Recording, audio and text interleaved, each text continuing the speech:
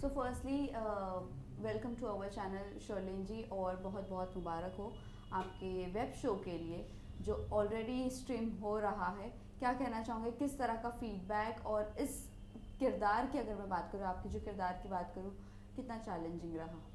आपकी शुभकामनाओं के लिए धन्यवाद। Thank you so much. मैं सबसे पहले आभार व्यक्त करना चाहूँगी एकता कपूर जी का, जिन्होंने मुझको पौरुषपुर 3 में डबल रोल करने का अवसर दिया। पौरुषपुर 2 में मैंने महारानी स्नेहलता की भूमिका निभाई, और पौरुषपुर 3 में न केवल महारानी स्नेहलता की भूमिका निभाई बल्कि विषकन्या भौमिका की भूमिका निभाने का भी मुझको एक सुनहरा अवसर दिया गया। और मैं ख़ुद को बहुत ही खुशकिस्मत मानती हूँ, क्योंकि मुझको एक ऐतिहासिक वेब सीरीज़ में डबल धमाका करने का एक अद्भुत मौका मिला। वेल, आपके जो कैरेक्टर्स थे, उस कैरेक्टर में क्या आपके लिए चैलेंजिंग पार्ट था? महारानी स्नेहलता बहुत ही ज़िद्दी होती है, एम्बिशियस होती है, और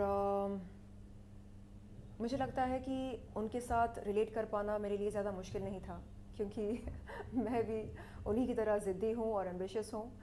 और रही बात विषकन्या भूमिका की, तो वो बहुत ही बहादुर होती है, और उसके अंदर मेरे ख्याल से कम 1000 सांपों का जहर होता है। तो मेरे अंदर वो जहर तो नहीं है, लेकिन हाँ, वक्त आने पर मैं नागिन बनकर डस सकती हूँ। वेल, शर्लिन जी, आपको हमने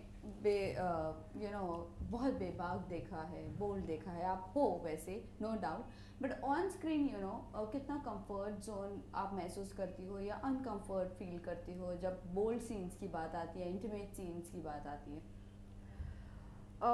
मेरे ख्याल से अगर आप इंटीमेसी को एक कविता या पोइट्री के रूप में दर्शाते हैं तो वो बहुत ही खूबसूरत लग सकता है। और मैंने देखा कि पौरुषपुर 3 के सेट्स पर जब जब बोल्ड सीन्स या इंटीमेट सीन्स की शूटिंग करी जाती थी, तो वहाँ पर महिला असिस्टेंट डायरेक्टर्स और महिला स्टाइलिस्ट्स को मौजूद रखा जाता था, ताकि एक्टर्स बहुत ही कंफर्टेबल महसूस करें। और इस बात के लिए मैं पूरी टीम को धन्यवाद देना चाहूँगी, जो उन्होंने हमें कंफर्टेबल फील करवाया। और हम बहुत ही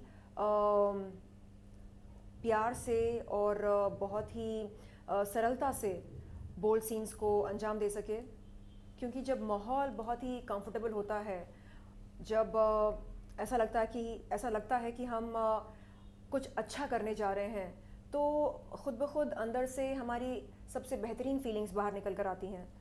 and I think that is one of the secrets to executing bold scenes, to make the actors feel very comfortable. Well, इसी के साथ साथ आपका एक सीन प्रेगनेंसी वाला भी है, उसमें आप कितनी कंफर्टेबल थी? और हमने देखा भी था वो आपका एक फ़ोटो आउट हुआ था और वीडियो था समथिंग। जी। सो क्या कहना चाहूँगी, आप उसमें कितनी कंफर्टेबल थी? मैंने अपने लेट मैनेजर से एक बात सीखी। वो हमेशा कहते थे, ज़िंदगी ऐसे जियो जैसे कि एक्टिंग कर रही हो, और एक्टिंग ऐसे करो जैसे कि ज़िंदगी जी रही हो। तो जब एक गर्भवती महिला का मैं किरदार निभा रही थी, तो मैंने ये सोचा कि असल ज़िंदगी में अगर मैं गर्भवती होती और अगर मैं उस समय बच्चा पैदा कर रही होती, तो मैं कैसा फ़ील कर रही होती, और अगर उस बच्चे को मुझसे कोई दूर कर रहा होता तो मैं कैसा फ़ील कर रही होती। तो ख़ुद को उस हालात में रख कर जो कुछ मैंने महसूस किया वो मैंने दर्शाया। और मेरे ख़्याल से हम जब बग़ैर ग्लिसरीन के बतौर एक्टर्स रोते हैं, तो इससे ये समझ में आता है कि कहीं ना कहीं हमने अपने इमोशनल बैंक से उन जज्बातों को खोजा, ढूंढ निकाला, जिनके चलते हम रोने पर मजबूर हुए। और आप मेरे डायरेक्टर से पूछ सकते हैं कि मैंने किसी भी सीन के लिए ग्लिसरीन का इस्तेमाल नहीं किया। यानी बस दुख भरे लम्हों को याद करके मैंने अपने आंखों में आंसू लेकर आए। यानी बहुत मुश्किल होता है ये करना, मेरे ख्याल से ऐसे कई कलाकार होते हैं जो ज़्यादा टाइम वेस्ट नहीं करना चाहते हैं, करेक्ट। यू नो, दुख भरे लम्हों को याद करना, बीते हुए कष्ट को, दुख को दोबारा महसूस करना, उसमें थोड़ा वक्त लगता है। सबसे आसान होता है कि मेकअप आर्टिस्ट से ग्लिसरीन पूछा जाए और Correct. आंखों में लगाया जाए, तुरंत अश्क निकलते हैं। Right. बट मुझे लगा नहीं, मैं उस दर्द को महसूस करना चाह रही थी, तो इसलिए आप देख सकते हैं कि ओवरऑल बॉडी लैंग्वेज में वो दर्द, वो दुख, वो मायूसी, वो सब झलकता है। वेल जिस तरह आपने कहा कि आपने विदाउट ग्लिसरीन सब चीज़ रोना, इमोशनल होना और फिर अपनी खुद की बॉडी लैंग्वेज में आना, वो सब चीज़ें एक एक लम्हा हम देखते हैं आप हर चीज़ों के लिए फ़ाइट करती हो, हर चीज़ों के लिए फ़ाइट बैक करती हो, स्टैंड लेती हो। एक कुछ चीज़ आप शेयर करना चाहूँगी जो आपकी लाइफ से कभी अपार्ट हो ही नहीं सकता, जो दुख भरा चीज़ है वो कैरी फॉरवर्ड हो ही रहा है आपके साथ। अब मैं क्या ही बोलूँ। हम देखते हैं कि कैसे आए दिन जो लोग दोस्त होने का दावा करते हैं, वो कैसे मीडिया को बुला बुला कर मेरी इज़्ज़त की नीलामी करते हैं और धज्जियाँ उड़ाते हैं इज़्ज़त की, यू नो, झूठ मूठ की बातें कहकर, सुनाकर। तो जब जब मैं ये देखती हूँ सोशल मीडिया पर, मुझे लगता है कि हे भगवान, ये दुख ख़त्म क्यों नहीं होता? आखिरकार ये सिलसिला कब तक चलता रहेगा? कब तक लोग इस तरह मेरी इज़्ज़त की नीलामी करते रहेंगे और कब तक मैं अपने लिए स्टैंड लेती रहूं? और हाल ही में मेरे कुछ दोस्तों ने कहा कि देखो, तुम बस अपने काम पर ध्यान दो और इस समाज में अगर बुरे लोग हैं तो अच्छे लोग भी हैं और वो देख रहे हैं कि तुम किस तरह का काम कर रही हो, किस तरह ख़ुद को पेश कर रही हो समाज में और किस तरह तुम रिएक्ट कर रही हो, और अगर रिएक्ट नहीं कर रही हो तो किस तरह ख़ुद को समेट कर रखी हो। तो ये सब दिखता है। लोग अंधे नहीं हैं, लोग समझदार हैं, होशियार हैं, सब देखते हैं, समझते हैं। तो बस अपने काम पर फोकस करो और इस सीख के लिए, इस मैसेज के लिए मैं अपने चहीते दोस्त का धन्यवाद करना चाहूँगी, जो सुबह शाम यही बोलते हैं, please don't react, don't react, don't react. And ये जो डोंट रिएक्ट वाला एडवाइस होता है, इसे लागू करना बहुत मुश्किल होता है क्योंकि हम जज्बाती होते हैं। राइट। और हमें लगता है कि अच्छा उसने ऐसा बोला, ऐसा कह दिया, ओके अब देखो मैं क्या कहूँगी या मैं क्या करूँगी। लेकिन फिर लगता है कि नहीं, डोंट रिएक्ट, यू नो। ख़ुद को याद दिलाना पड़ता है कि अच्छा मैं कौन हूँ और मैं किस एम्बिशन से यहाँ पर आई हूँ, किस लक्ष्य से मैं यहाँ पर आई हूँ। तो जब हम बार बार ख़ुद को याद दिलाते रहते हैं तो वो एक प्रोग्राम बन जाता है। तो मेरे ख्याल से मैं उस प्रोसीजर में हूँ अभी। ओके।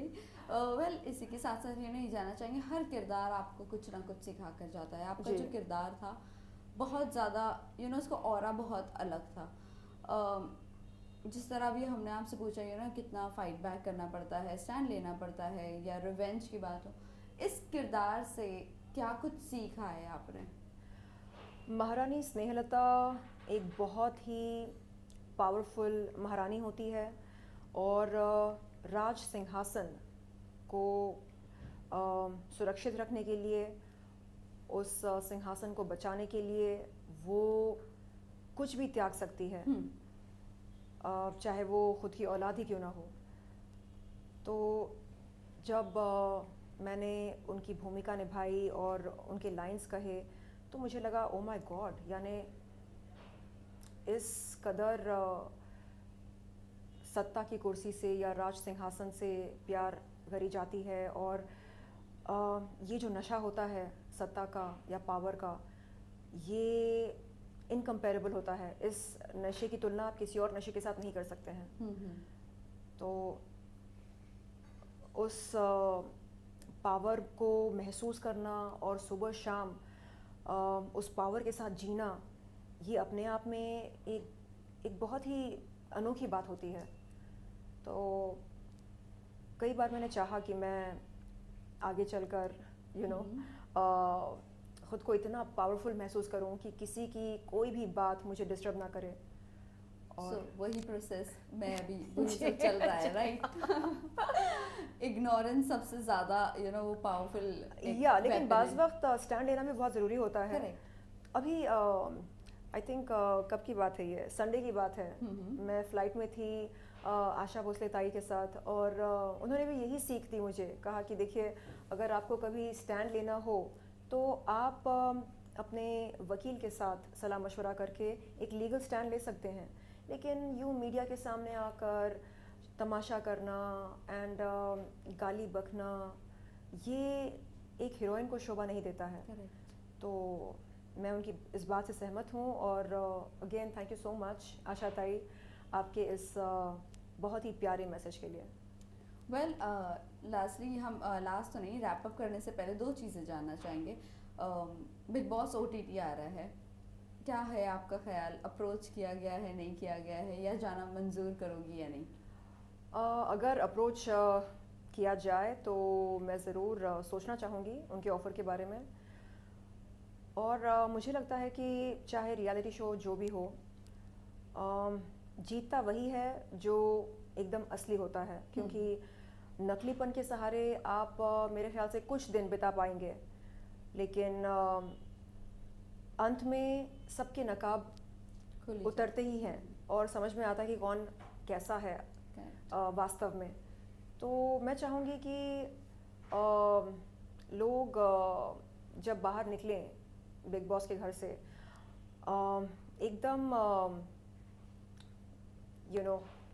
जैसे हीरा तप कर एक असली हीरा बनता है, तो वो भी तप कर एकदम बेहतरीन इंसान बनकर निकले बिग बॉस के घर से। वेल, जाते जाते बस ये बता दीजिए, अभी आपकी बातचीत क्या राखी से है? क्योंकि अभी रिसेंटली राखी की सर्जरी हुई है, क्या आपने कुछ उनसे बातचीत की है? उनको कुछ रिकवरी के लिए कहा है, नहीं कहा है क्या? हाल ही में मेरी कोई बातचीत नहीं हुई राखी जी से। मैं बस इतना कहना चाहूँगी कि राखी, चाहे हमारे बीच में रिश्ता जैसा भी हो, जो भी हो, मैं हमेशा आपके लिए अच्छा ही चाहूँगी, और मैं ईश्वर से ये प्रार्थना करती हूँ कि आप जल्द से जल्द सेहतमंद होकर वापस हमारे बीच में आएँ और हमें हंसाएं, रुलाएं, ज़्यादा हंसाएं, कम रुलाएं। उनके नाम का अरेस्ट वारंट भी आ चुका है। हाँ, यस, अच्छा, इन आदिल केस। ओके।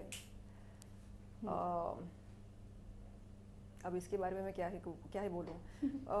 मेरे ख्याल से वो बेहतर जानती हैं, समझती हैं कि क्या करना है, कैसे करना है। उनके पास एक अच्छी लीगल टीम भी है। तो फ़िलहाल मैं चाहूँगी कि वो सबसे पहले अपने सेहत पर ध्यान दें, और कभी ख़ुद को तन्हा महसूस ना करें। लास्टली मैसेज क्या देना चाहूँगी अपने फैंस एंड व्यूअर्स के? आप लोगों ने पौरुषपुर 2 को ढेर सारा प्यार दिया, इसके लिए धन्यवाद। और अब पौरुषपुर 3 आ चुका है, तो आप जल्द से जल्द ऑल्ट पर जाएं और पौरुषपुर 3 के मज़े लें, देखें कि हमने किस तरह के किरदार निभाए हैं। एक नहीं, 2 किरदार निभाए हैं, डबल रोल, डबल धमाका। तो आपकी फ़ीडबैक का मुझको इंतज़ार रहेगा। Thank you so much. Thank you.